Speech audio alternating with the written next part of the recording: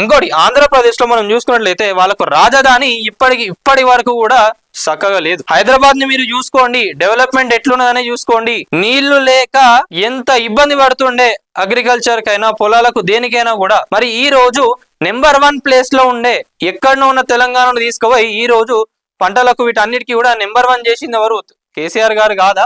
గత 10 ఏళ్లలో కరెంటు కోతలు, మీరు ఇప్పుడు జనరల్ కరెంట్ పోయినా కూడా ప్రజాప్రభుత్వం ఇది అని అంటారు, అంతే తప్పించి అక్కడ ఏదో షార్ట్ సర్క్యూట్ అయిందో లేదా అక్కడ ఏదో ఇబ్బంది అయిందో ట్రాన్స్ఫార్మర్ కి ఏదో అయిందని అన్నారు. కరెంట్ పోయిందంటే ఇప్పటికీ కూడా అగో కాంగ్రెస్ ప్రభుత్వం వచ్చింది కదా కరెంట్ పోయిందని అంటారు, అంతే తప్పించి అక్కడ ఏదో ఇబ్బంది అయిందని కూడా ఎవరు అనుకోవట్లేదు. గత 10 సంవత్సరాలలో ఎంతమంది ఎన్నిసార్లు కరెంట్ ఆఫీసులకు ఫోన్ చేసిండ్రు ఒకసారి కనుక్కోండి. ఉమ్మడి ఆంధ్రప్రదేశ్ ఉన్నప్పుడు సాగుకు కూడా రైతులను చాలా ఇబ్బంది పెట్టిండ్రు. రైతును రాజు చేయాలని కేసీఆర్ గారు వాళ్ళకు ఫ్రీ కరెంట్ ఇచ్చినారు, నీళ్లు 24 గంటలు నీళ్లు కరెంటు ఇవన్నీ కూడా ఇచ్చిండ్రు కదా. మరి మీకు ఏం కనిపిస్తలేదు అని ఎట్లా మాట్లాడతారు కవిత గారు? ఒక్కసారి ఆలోచించుకోండి.